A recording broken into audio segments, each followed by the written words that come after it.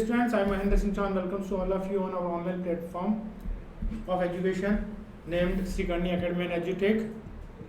In our last class, we discussed about the blood and blood type. What is blood? Blood is a connective tissue which lacks collagen and fibers, and many things much more which are related with the blood. I already discussed with you. Composition of the blood, which kind of proteins, which kind of form elements, which kind of cells are found in the bloods, and our formed elements contain composition is around 45%, and remaining 55% is known as plasma. And plasma is also containing blood clotting factors, proteins such as albumin, fibrinogen, and globulins, and many different ions, minerals, etc. present in blood plasma.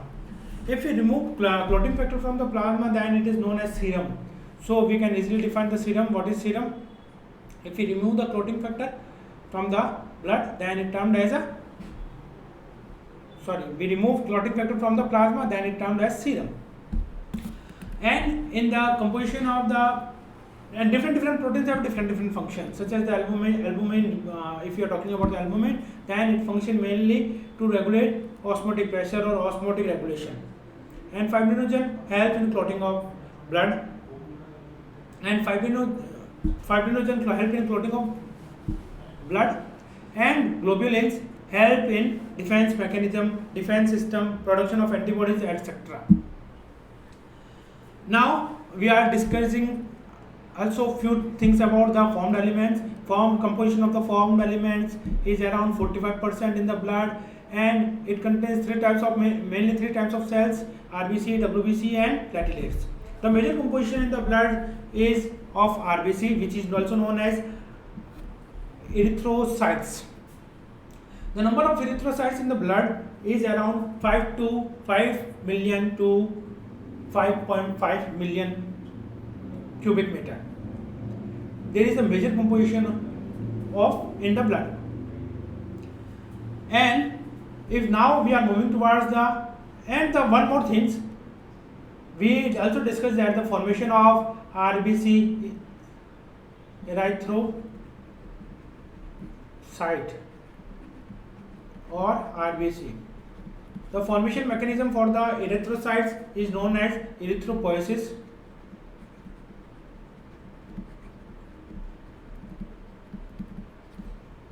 And now we are also discussing the different thing, blood. What is blood? And the formation of the blood, where the formation of blood occurs, I already discussed in the last class. In embryonic condition in liver, and in adults it may be in spleen. And about this function of spleen we already discussed: graveyard of RBC, and blood bank, and secondary lymphoid organ. Now, process for the formation of blood is known as hematopoiesis.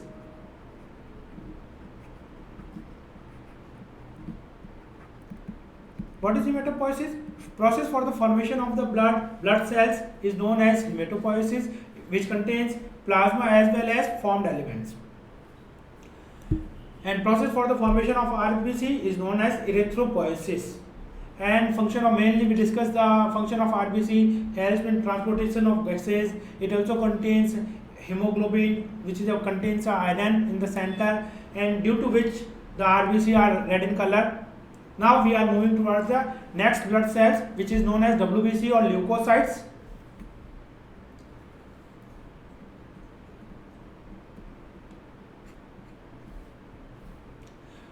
What are WBC? Are also known as white blood cells. WBC, as they colorless, hence called leuko. Due to lack of hemoglobin यहाँ absent होता है, यहाँ present नहीं होता है. They are nucleated. जबकि RBC में हमने बात की थी, RBC में न्यूक्लियस नहीं होता है. जबकि हम कुछ एक्सेप्शन बात करें कैमल और लामा के, RBC में वहाँ न्यूक्लियस प्रेजेंट होता है. सबसे बड़े अगर RBC की बात की जाए, सबसे बड़े RBC कहाँ पाए जाते हैं? एम्फियोमा में, विच इज एम्फीबियन. और RBC के शेप की भी बात की थी हमने, बाइकॉनकेव शेप होता है RBC का. They are nucleated and are relatively lesser in number. जहां RBC के नंबर की बात की थी हमने 50 to 55 lakhs per cubic meter. where number of WBC is very less. You can see here 6,000 to 8,000 cubic meter in the blood. What are you comparing that? 50 lakh, and there are only maximum 6 to 8,000 or 10,000. Leukocytes are generally short-lived. The lifespan is also short-lived, whereas the lifespan of RBC is around 120 days. We have two main categories of the WBC. WBC can be categorized into two main groups on the basis of the presence of granules. If the WBC contains granules, they are called granulocytes, and if they lack granules, they are called agranulocytes. Simply, WBC, granulocyte, and here agranulocyte.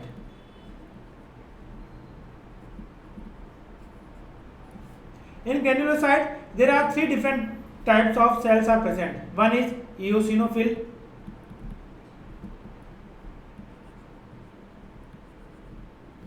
basophils, and neutrophils.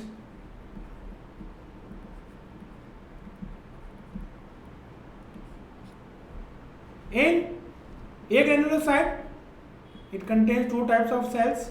One is monocyte and another is lymphocyte. Means these two types of cells, they lack the granules. Neutrophils is also known as polymorphic nuclear leukocyte. Means its structure is polymorphic in nature, hence it named as polymorphic nuclear leukocyte. And maximum they are present in blood. If we are talking the WBC are 100%, then around 60, more than 60%, there is only neutrophils. You can see neutrophils are the most abundant. They are around 60 to 65% of the total WBC. If the number of WBC is around 100, then 60 to 65 is only neutrophils.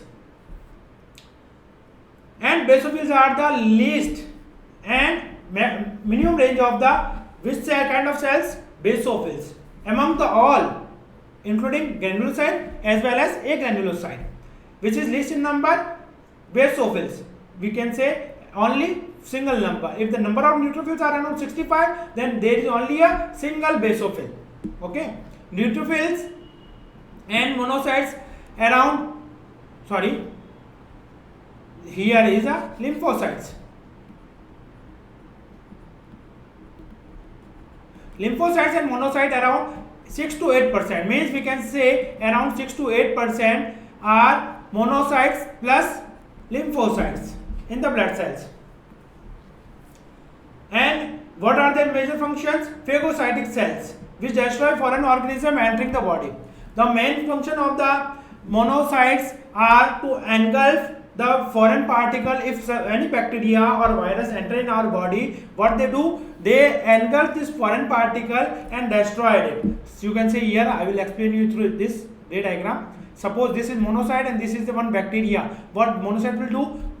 Monocyte will do, first come near to this, then taking inside.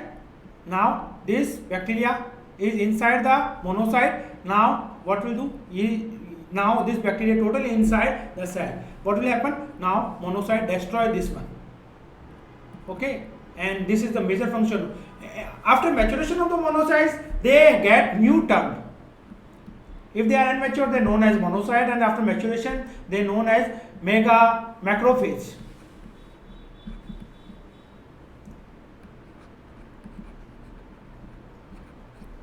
Okay, I hope you get all these points. Now we are moving towards the next slide. You can see here, these are the lymphocytes, monocytes, eosinophils, basophils, and neutrophils. Okay, this is the, there you can see here many polymorphic nuclear cells. This is, you can see many polymorphic structures are found in the neutrophils. Hence it is termed as polymorphic nuclear leukocyte. Leukocyte itself because WBC common name is leukocyte, WBC का common name ही leukocyte है। यहाँ पे polymorphic structure देखने को मिल रहा है, देखो ऐसा ऐसा ऐसा ऐसा डिफरेंट शेप्स यहाँ देखने को मिल रहा है in the single cell, hence it is known as PMNL। Polymorphic, poly means ज्यादा, मॉर्फिक मीन्स इसके structure. And what are these? These all are three are the granulocyte. You can see granules are present. And eosinophils, this kind of cells may be stained by through acidic dye. ऐसी sales जो acidic dye से stand होती है उनको eosinophils कहते हैं। और basophils जो है they can be stained through basic dye. Means those dyes which are nature is basic, they could stain basophils. If we want to stain basophils through acidic dye, we can't. Okay? तो acidic dye से जो sales stand होती हैं उनको eosinophils कहा जाता है, और बेसिक डाई से जो सेल्स स्टेन होती है उनको बेसोफिल्स कहा जाता है। डाइज जो होती है, आप केमिस्ट्री पता ही होगा आपको, सारी डाइज कहाँ होती है, जैसे हेयर कलर को करने के लिए होती है, बहुत सारी जगह कपड़े को रंगने के लिए जो डाइज होती है, इस तरह से जो डाइज होती है यहाँ पे केमिकल कंपोजिशन थोड़ा डिफरेंट है। एसिडिक, जिसका नेचर एसिडिक होता है, वो किसको स्टेन कर रही है, या इओसिनोफिल्स किस डाई से स्टेन हो रही है, तो वो एसिडिक डाई से स्टेन होगी। अगर यहाँ बेसिक डाई डालेंगे तो they couldn't B, they can't, वो स्टेन नहीं लेगी, वो कलर नहीं देगी। तो स्टेन यहाँ पे देखें सैफरनिन हो गया, ठीक है। और यहाँ पे बेसिक डाई में बात करें तो मिथाइलिन ब्लू, तो बेसिक डाई के एग्जांपल्स हैं। तो यहाँ पे इओसिनोफिल्स और बेसोफिल्स मेनली बात करें तो ये एलर्जिक रिएक्शन में रोल प्ले करती है।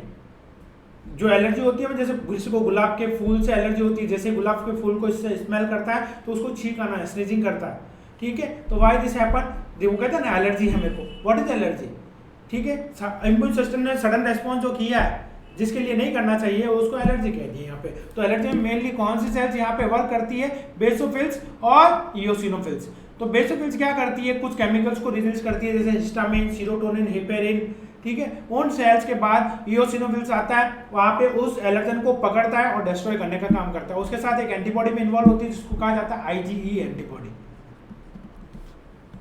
फिर बात करेंगे मोनोसाइट्स, जो हमने बात की थी छोटी होती है तो मोनोसाइट, फिर बड़ी होती है तो उसको मैक्रोफेज कहते हैं। और दूसरी लिम्फोसाइट, लिम्फोसाइट के फिर से क्लासिफिकेशन कर सकते हैं हम, एक होती है बी लिम्फोसाइट, एक होती है टी लिम्फोसाइट्स। क्लियर। अब इनके बारे में बात करें हम आगे। बेसोफिल सीक्रेट्स, जैसे मैंने आपको बताया बेसोफिल से क्या सीक्रेट होता है, हिस्टामिन, सीरोटोनिन एंड हेपेरिन। उसके अलावा कुछ प्रोस्टाग्लैंडिन भी सीक्रेट होते हैं।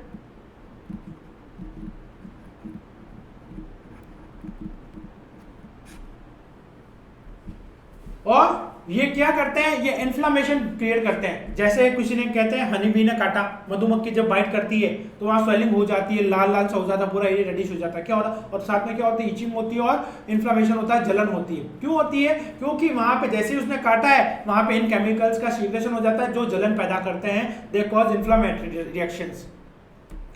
अब इओसिनोफिल्स की बात करें तो बेसोफिल्स की बात कर ली हमने, तो मेनली उसका यहाँ इन्वॉल्वमेंट कहाँ होता है, कुछ केमिकल सब्सटेंस को रिलीज करती है, कब, जब एलर्जिक रिएक्शन हो। फिर बात करें इओसिनोफिल्स, ये 2 से 3% होती है, ठीक है। और resist infections and are also associated with the allergic reaction. ये भी एलर्जिक रिएक्शन, जैसे मैंने आपको बताया बेसोफिल्स और इओसिनोफिल दोनों ही क्या होती है, एलर्जिक रिएक्शंस में इन्वॉल्व होती है। क्लियर। तो यहाँ क्या करती है, वो एलर्जन के लिए, एलर्जिक के लिए जो कुछ केमिकल्स थे उनका सीक्रेशन किया, और इओसिनोफिल्स आएगी, इओसिनोफिल्स आकर के क्या करती है, वहां पर बात करें तो फिर उस एलर्जन को पकड़ती है, एनगल्फ करती है और डिस्ट्रॉय करने का काम करती है। तो ये भी इओसिनोफिल्स भी क्या होती है, एलर्जिक रिएक्शंस में इन्वॉल्व होती है, इनका भी संबंध डायरेक्टली एसोसिएशन होता है एलर्जिक रिएक्शन से। फिर बात करें हम लिम्फोसाइट्स की, तो इनका कंपोजिशन होता है 20 to 25%। और ये जो होती है बी और टी टाइप्स की होती है। Both and B and T lymphocytes are responsible for the immune response, ठीक है। तो हमारे इम्यूनिटी के लिए मेनली कौन से रेस्पॉन्सिबल है, बी और टी लिम्फोसाइट दोनों ही हमारी इम्यूनिटी के लिए रेस्पॉन्सिबल हैं। फिर बात करें प्लेटलेट्स, जिसको थ्रोम्बोसाइट्स कहा जाता है, platelets are also known as thrombocytes, और cell fragmentation fragments produce from the megakaryocytes. तो मेगा कैरियोसाइट्स क्या होती हैं? मेगा कैरियोसाइट्स बात करेंगे, कुछ सेल्स होती है तो बड़ी होती है, बड़ी होने के बाद अपने आप को हैंडल नहीं कर पाती है, वो उसका फ्रेगमेंट्स हो जाते हैं, और उसके फ्रेगमेंटेशन के बाद ही ये सेल्स जो बनती है मेगा कैरियोसाइट्स बनती है। You can see here,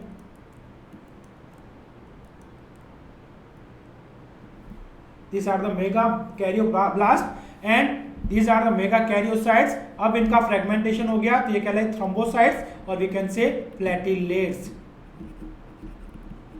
okay, and the process for the formation of the platelets is known as thrombopoiesis, and for the WBC leucopoiesis.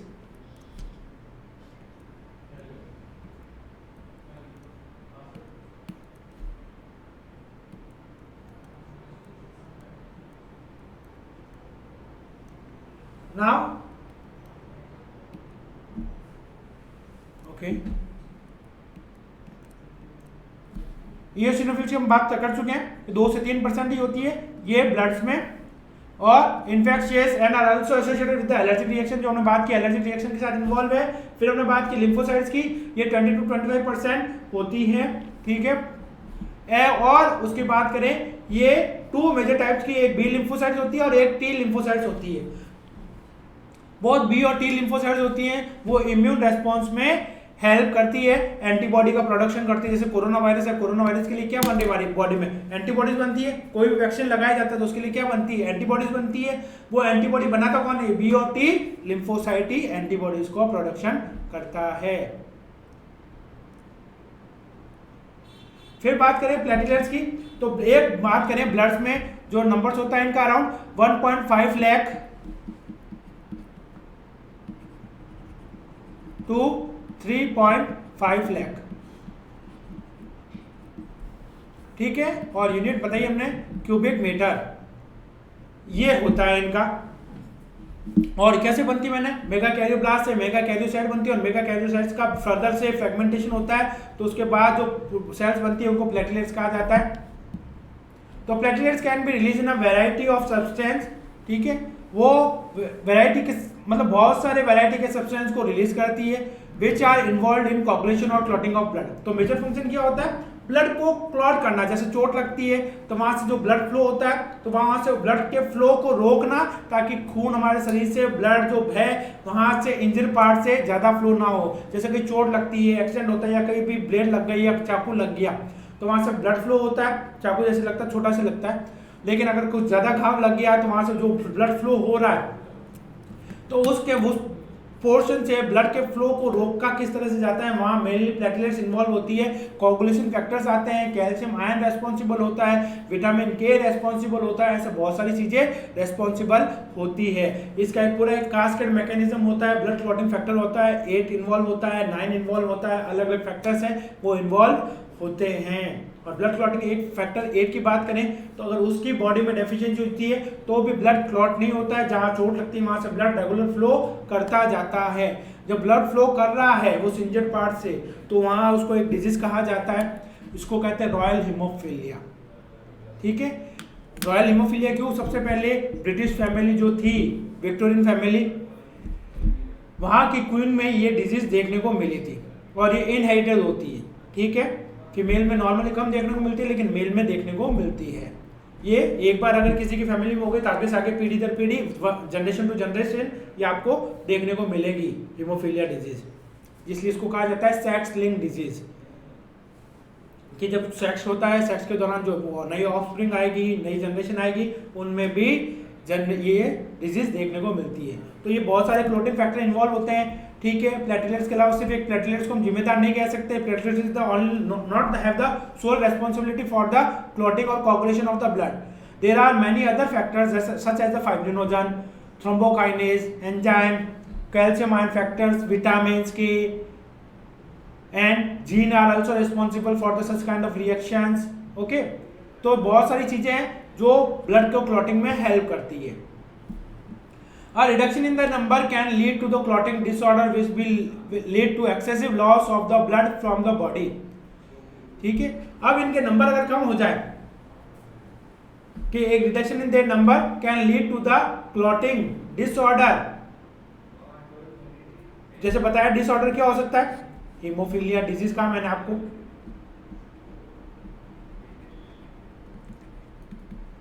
ये क्या है, डिजीज है। और कैसी डिजीज है, मैंने आपको बताया था sex link, sex link disease है। और कौन से सेक्स से रिलेटेड है, इसका जो जीन होता है वो होता है एक्स क्रोमोसोम पर। कौन से क्रोमोसोम पर, एक्स क्रोमोसोम पर इसका जीन होता है। इसीलिए क्योंकि जनरेशन में बात करें एक्स और वाई तो जाएंगे जाएंगे, ठीक है। लड़का है तो वाई तो प्रेजेंट होगा, लड़की है तो एक्स होगी, लड़के में एक्स भी होगा और वाई भी होगी, ठीक है। तो ये एक्स का है, जिसके इसको कहा जाता है सेक्स लिंक्ड डिजीज। और इसकी वजह से क्या होता है, which will lead to excessive loss of blood from our body. इसकी वजह से क्या होता है, ब्लड का हमारी बॉडी से ज्यादा लॉस होता है। इस वजह से क्या होती है, शरीर में ब्लड की कमी होती है, ठीक है। तो ब्लड सबसे पहले चोट लगता है तो ब्लड का क्लॉट नहीं जमता है। क्लॉट में मैंने आपको बताया था एक ब्राउनिश स्कम बन जाता, चोट लगती है जब एक ब्राउन सा वो आ जाती है, डार्क स्किन थोड़ी, जिसको हम फ्रूट कहते हैं। और वो स्कम की वजह से क्या होता है, ब्लड फ्लो नहीं हो पाता है। सपोज मैं यहाँ पे आपको थोड़ा सा समझाने का प्रयास करता हूँ। ये कोई वेन है, यहाँ इंजरी हुई थी, चोट लगी थी, ठीक है, यहाँ पे। तो यहाँ से ब्लड रेगुलर फ्लो हो रहा है, तो ये क्या करती है, प्लेटलेट्स आती है यहाँ पे, आई प्लेटलेट्स एक नेटवर्क बनाती है, एक जाल सा बनाती है, एक वेब सा बनाती है। तो क्या होता है, ब्लड के पार्टिकल, ब्लड की सेल जो आती है उसमें बीच में फंसती जाती है।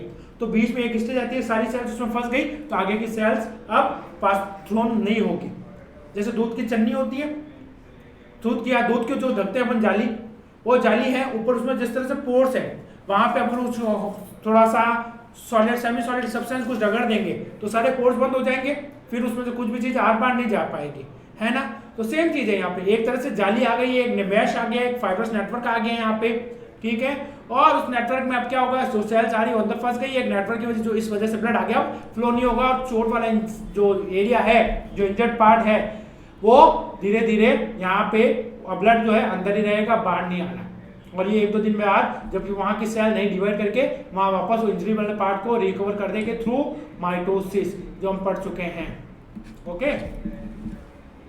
अगर यहाँ पे ये ब्लड क्लॉट नहीं होता है तो क्या होगा, शरीर में ब्लड की कमी हो जाएगी। बहुत सारे फैक्टर्स इन्वॉल्व, जैसे मैंने आपको बताया, एक तो ये, उसके अलावा calcium ion, potassium ion, vitamin, etcetera etcetera. तो बहुत सारी चीजों पे ये डिपेंड करता है। अब प्लेटलेट्स के बारे में हमने बात कर ली है यहाँ पे कि प्लेटलेट्स को थ्रोम्बोसाइट कहा जाता है, ठीक है। और ये किस तरह से प्रोड्यूस होती है, फ्रैगमेंट्स के थ्रू प्रोड्यूस होती है, इनको मेगाकैरियोसाइट्स के फ्रैगमेंटेशन होता है। और यहाँ पे special cell, in bone marrow में बात करें तो ये बोन मैरो की स्पेशल सेल्स होती है। ब्लड में बात करें नॉर्मली कितना इसका नंबर होता है, डेढ़ से 3 लाख होता है, 1.5 to 3 lakh platelets present, MMQ platelets are present. अब इससे बहुत वैरायटी के सब्सटेंस रिलीज होते हैं, मैंने वैरायटी के सब्सटेंस आपको बता दिए थे, ठीक है, कि बहुत सारे फैक्टर्स इन्वॉल्व होते हैं ब्लड क्लॉटिंग में। आयंस इन्वॉल्व होते हैं, विटामिन इन्वॉल्व होते हैं, एंजाइम्स इन्वॉल्व होते हैं, और इनके reduction in their number can lead to the clotting disorder. अगर प्लेटलेट्स के नंबर कम है, हम ब्लड की जांच करवाते हैं, यहाँ पे डायग्नोज करवाया किसी के प्लेटलेट्स के नंबर कम है, तो क्या दिक्कत आएगी, वहाँ पे अगर उसको इंजरी लगती है तो ब्लड की क्लॉटिंग नहीं होगी, जिसकी वजह से क्या होगा, चोट लगने पर एक्सेसिव ब्लड का लॉस हो जाएगा और बॉडी से, और शरीर में ब्लड की कमी हो सकती है। This is the figure of platelets, जो हम ऑलरेडी बता चुके। ये वाला जो मैंने बताया था कि किस तरह से ये बनते हैं, जस्ट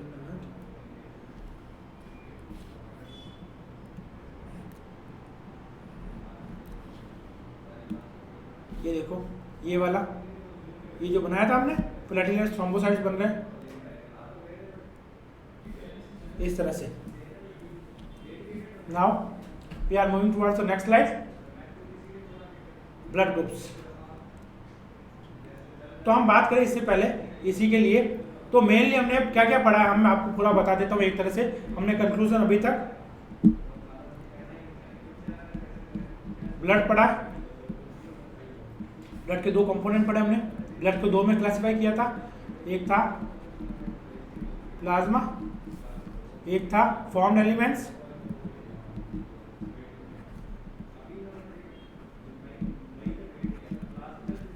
और प्लाज्मा बात करें ये होता है 55%, ये होता है 45%। मेजरली इसमें क्या क्या होता है? इसमें होता है वाटर, मिनरल्स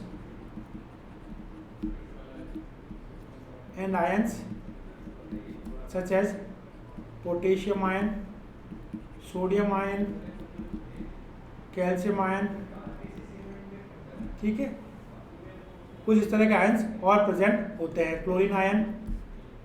उसके अलावा कुछ प्रोटीन्स प्रेजेंट होते हैं।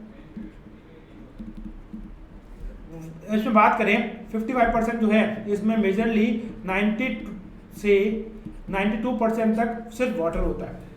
फिर बात करेंगे कुछ 6 to 8% जो पोर्शन होता है वो प्रोटीन्स का होता है। और प्रोटीन में बात करें मेजरली कौन कौन से हैं? एक होता है एल्बुमिन,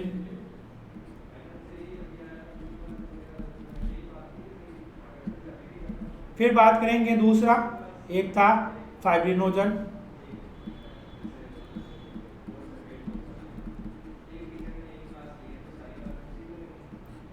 फिर तीसरा था ग्लोब्यूलिन। तो एल्बुमिन का मेजर फंक्शन क्या है? Osmotic regulation. किसमें है? ऑस्मोटिक रेगुलेशन में। फाइब्रिनोजन का काम क्या है? मैंने आपको बताया था ब्लड क्लॉटिंग में। किस तरह से एक पूरा इसका कास्केड मैकेनिज्म है।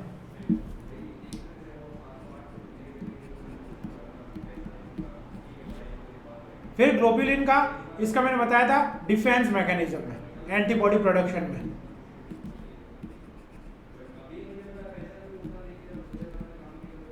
उसके अलावा कुछ और सब्सटेंस भी होते हैं, ठीक है, such as carbohydrates, lipids etcetera.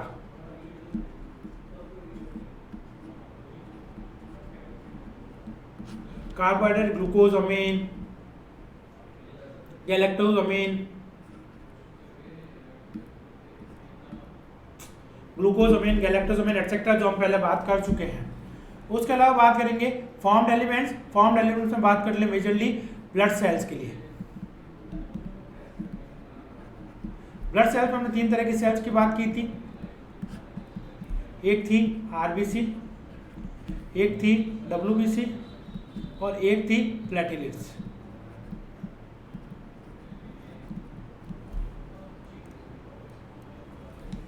अब आरबीसी का नंबर सबसे ज्यादा होता है, हमने बात की थी 5.0 million to 5.5 million cubic meter. फिर सबसे लीस्ट नंबर जो होता है वो डब्ल्यूबीसी का होता है 6K to 10K cubic metre.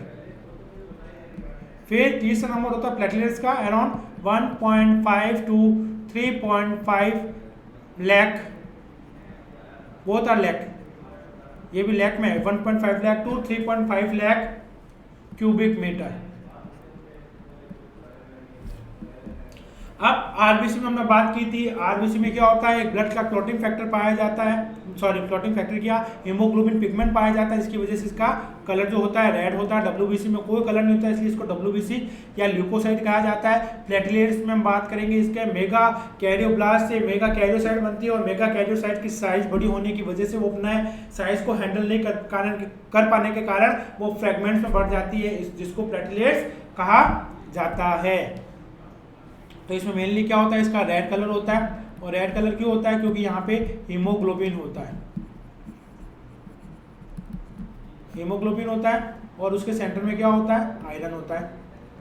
इसकी वजह से कलर यहाँ पे कैसा होता है, हीमोग्लोबिन आरबीसी का रेड। तो आरबीसी को एक और नाम दिया गया है एरिथ्रोसाइट्स, और इसके प्रोसेस बनने के प्रोसेस को एरिथ्रोपोएसिस, डब्ल्यूबीसी के बनने के प्रोसेस को ल्यूकोपोएसिस, प्लेटलेट्स के बनने के प्रोसेस को थ्रोम्बोपोएसिस, और ब्लड के बनने के प्रोसेस को हेमेटोपोएसिस। ठीक है, ये सारे टर्म्स मैंने बताया था। डब्ल्यूबीसी का वाइड क्लासिफिकेशन जो मैं आपको बता चुका हूँ, और प्लेटलेट्स के बारे में भी आपको बता चुका हूँ। तो ये पूरा ओवरऑल हमने जो पढ़ा अभी तक उसका पूरा कंक्लूजन है। तो उम्मीद करता हूँ ये सारी चीज़ें आपको समझ में आई होगी। फिर भी अगर आपके मन में किसी प्रकार का कोई डाउट है, कोई क्वेरी है, तो बिल्कुल भी हेजिटेट ना करें, मुझे कमेंट बॉक्स में लिखिए। मैं आपको उसका जैसे ही मुझसे पहुंचेगा मैं उसको रेस्पॉन्ड करूंगा। ये मेरा पूरा प्रयास रहेगा कि जल्द से जल्द आपके उसके क्वेश्चन का रिप्लाई कर सकूं और आपके आंसर से आपको सेटिस्फाइड कर सकूं। तो इसी के साथ मैं महेंद्र सिंह चौहान अब आपसे आगे चाहूँगा। जय हिंद।